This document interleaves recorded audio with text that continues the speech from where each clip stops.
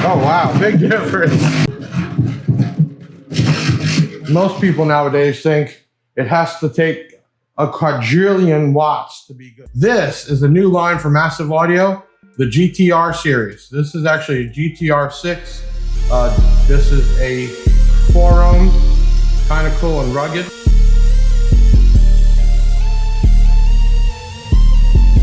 This is a new line for massive audio, the GTR series. This is actually a GTR6. This is a 4-ohm, kind of cool and rugged.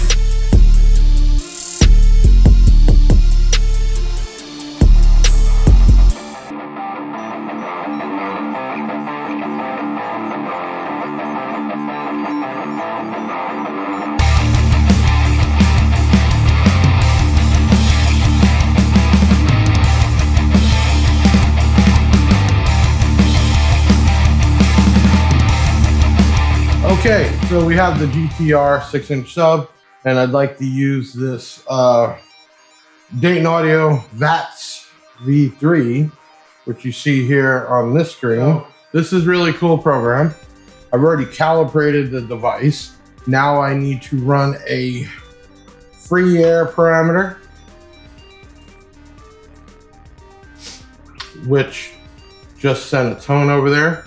And as you can possibly see here, still missing some numbers, and to get those I need to put in add mass, and also, which over here I will go ahead and use 100 grams. So I'm gonna put, there's a section here for add mass, 100 grams, and then I believe I also need to put the piston diameter. And that is measured over here by the inside and outside. Basically test it from the inside of the surround to the outside of the surround. So that's going to be 5.16 inches. 5.16. Okay, so that's what you need. The other thing that they say with this Dayton DATS V3, that if the driver has a porthole, that could affect it. So I need to come up with something just to lift that off the ground a little bit. And I'm gonna get 2 items the same height, like some DeWalt pieces. This way, the port can breathe. Okay, so now we have everything there. Go back over here and measure VOS. Okay, so we got some numbers here.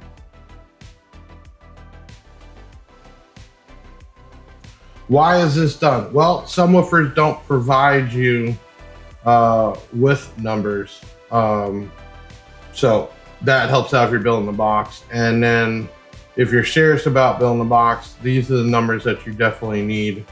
So this has an FS at 60 Hertz, kind of high. What I'm gonna try to do real quick, I wanna retest it with a larger weight just because this has a stiff spider. So I'm gonna put 500 grams on here.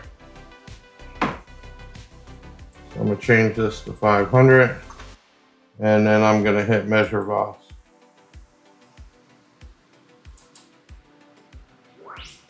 Okay, so it pretty much didn't change that much.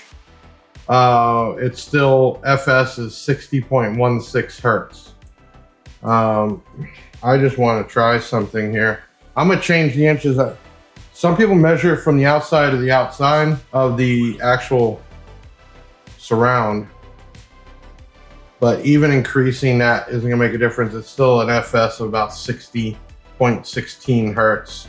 So I will save this screenshot here. Okay, so if a driver doesn't include those specs, you can always purchase yourself a Dayton Audio. Let me turn on the Big Jeff cam and see what one looks like. If you haven't, there it is right there. Once you calibrate it, you can run these tests. You'll need some weights. Some people use clay or roll tape. Nice to have exact weights like I have here. You're gonna need a caliper to get measurements and some power. Hey, it's Big Jeff coming to you with another unboxing, a little bit of testing, and hopefully you get to hear it. This is a way for you to see it, hear it, and before you buy it. We are talking about Massive Audio today. Before I start, hit that like button. That really helps out, and share this video out at the end or even now. And when you're done, leave a comment. Let me know the good and the bad questions you might have, and my team usually tries to respond to them within a day or two. This is a new line for Massive Audio, the GTR series. This is actually a GTR6. This is a 4-ohm, kind of cool and rugged. I'm gonna turn on the Big Jeff cam and give you a quick Big Jeff cam turnaround activated. here. All right. That's a good view. So this thing is definitely not cookie cutter at all. A couple things I don't like. One, it is a dual voice call. They put in speaker wire like they've done with the Hippos and other woofers. But I kind of like the idea of using your own, but they do use a nice thick, looks like definitely copper, well, maybe 14 gauge, closer to 12. You could resolder on the ends and put your own. I would like that they would have had the push terminals, but this makes it easy. You can see this nice rugged look. You definitely don't see that before. I've seen some surrounds here, but they went as far as to get the Massive in there. Really stiff cone, totally looks mean and rough, double stitched. As you're looking here, there is a really tough spider. And I was told by Massive that their spiders are actually stretched 360 degrees. And then you have your coil. This is a 6.5-inch woofer. Show you what the bottom looks like. This is the GTR series. It is pretty beefy.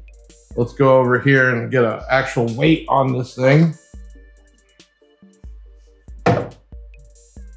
This is coming in at 10 pounds, 4 ounces. So it is definitely not light for a little 6.5-inch woofer. Let me grab my caliper here. I might need my bigger one. Try this though.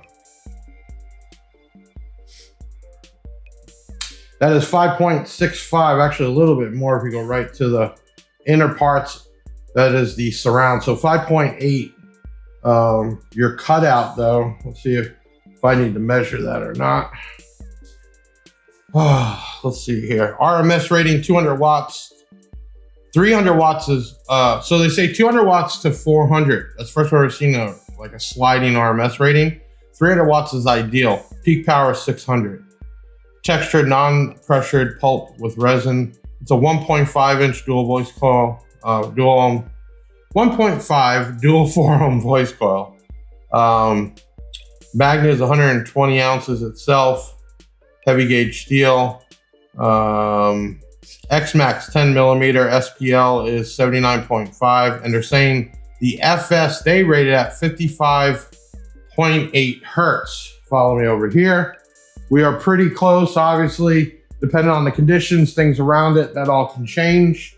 We were getting about 60 hertz where they rate it, which could be depending on where it was done at. So really close. They're about 4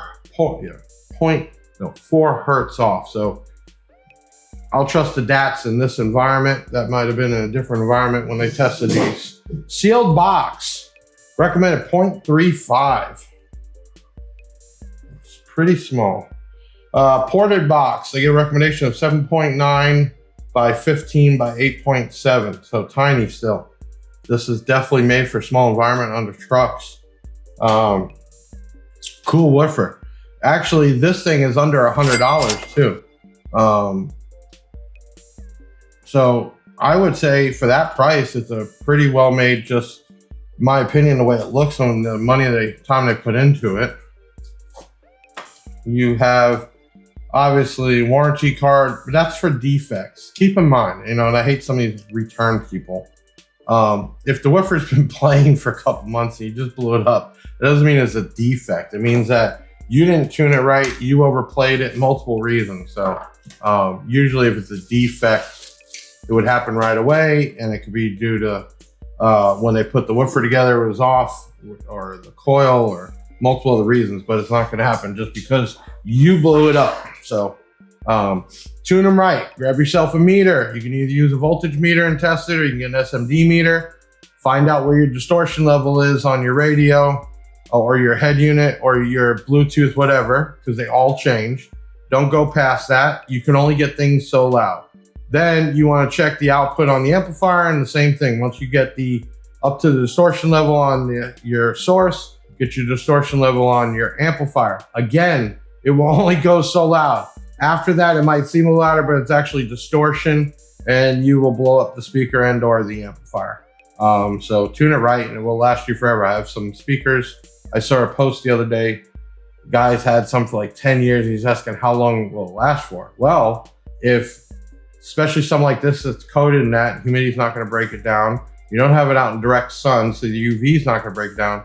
It could last forever. I mean, almost forever. Everything has a point where it's going to destroy, but there's a proven guy that's got his stuff for 10 years and it's still playing. So do that. Okay, so $89.96 at the time of this video, I believe, for these.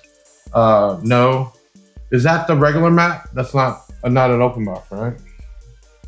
Just want to double check, because that's actually a great price. Yeah, $89.96.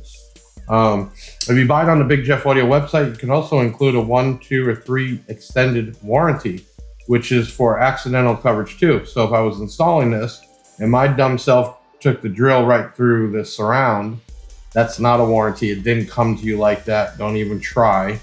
But you could use the CPS to get it repaired or replaced. So might be worth, I think on here, 1 year's $20, 2 years $26, 3 years $35. If you're smart, get the 3 year, and after like 2 years, just happens to blow up, you get yourself either replaced or something new comparable. So really cool. Okay, you were talking about the mounting depth.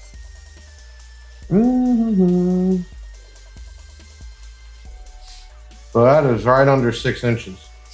Okay, keep on going here. Made in the USA. I'm gonna double check that here, because I don't want anybody to kill me. I do believe these come in from China though. So designed in the USA on this one. 100% pure copper lead on the speaker wire. Oh, here we go. Sealed. Small would be 0.15, ideal 0.35, large 0.5. Tuning 58 hertz on the small, 56 ideal, large would be 52 hertz. Ported boxes, 0.2, 0.4, and 0.6.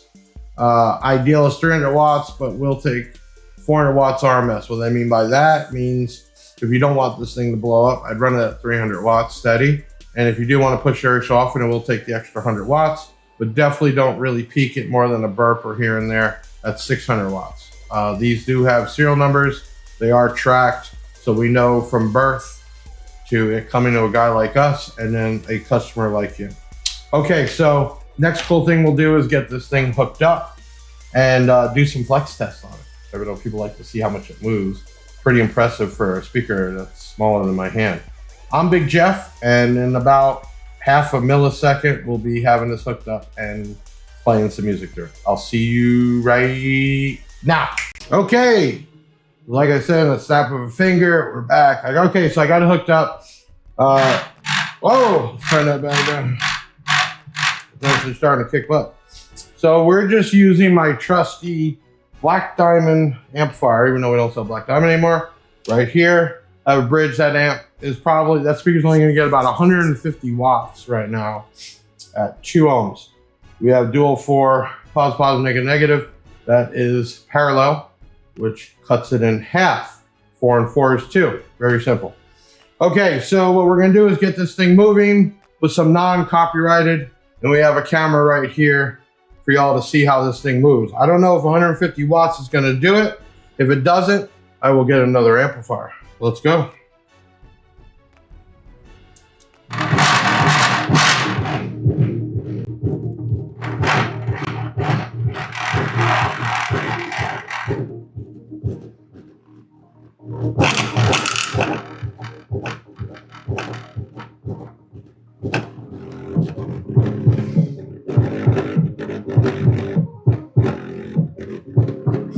That has got some super excursion. Definitely got probably is a really good X-Max. I can feel a ton of air moving right now.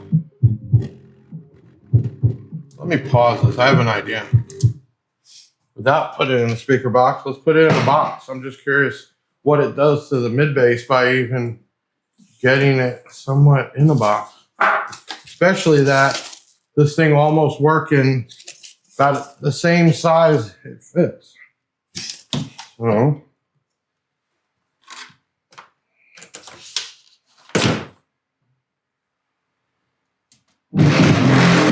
Oh wow, big difference. Just having it in the styrofoam. As you can see, that's rattling the toolboxes. Tons. Let me get the Big Jeff cam.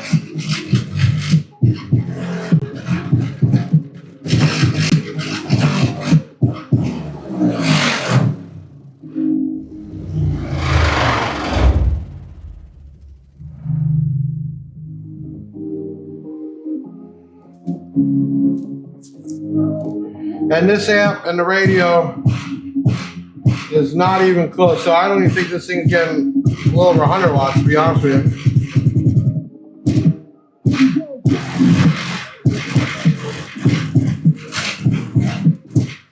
That is super impressive for a little 6-inch $100 woofer. That is barely probably getting about 100 watts, really. And even sitting in the styrofoam box made a huge difference. So let me set this up a little bit and we'll let some more video feed run of it moving. How's that look there? Looks good? Yeah! All right.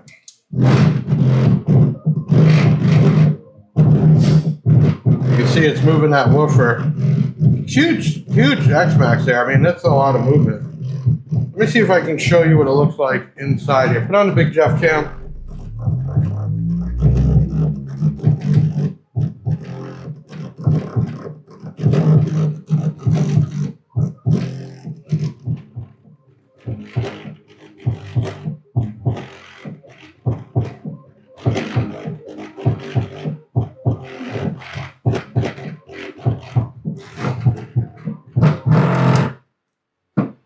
Okay.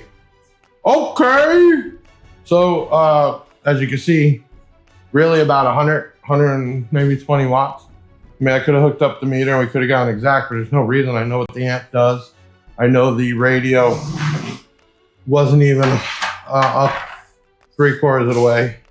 And I've tested a ton of speakers. That's why I like using that same small amp. It really shows you the efficiency on a product. So let me fix some things. We're going to come back here and talk a little bit. What does efficiency on product mean? And kind of that discussion, which this will make a good short. What is efficiency when talking about subwoofers? Because most people nowadays think it has to take a quadrillion watts to be good. I say, if I can get that speaker moving, like you just saw with 100, 150 watts, that means that's efficient. Because to create bass is just a movement of air. That's all it is. So, movement of air.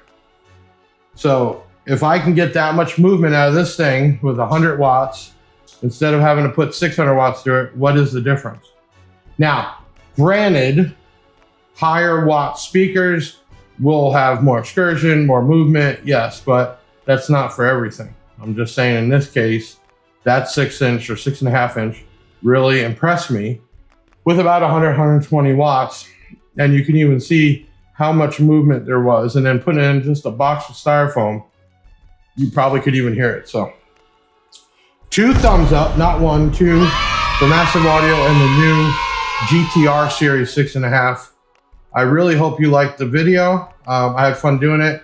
We got to even check the specs on it real close, about 4 hertz off from what they said, but it's still high. Why? It's a smaller driver. So you want to get those really low notes. Definitely have to have some space, but being that this thing doesn't even use a half a cube, you should be fine in most applications. If you buy these one day, I'd love you to send me pictures of an install on a truck or a center console, wherever. And if you're looking for boxes like that, we actually sell them on the Big Jeff Audio website. We have King boxes, which are really nice. And if you want this, just go to our website. We'll have a link on here anyway, but you can just, in the search bar, GTR, and that'll get you. And why shop from Big Jeff? Well, rewards points, multiple ways of financing, great customer service, and just a cool platform to follow. I'm Big Jeff with another unboxing. I'll see you on the next one. You should be able to make a short.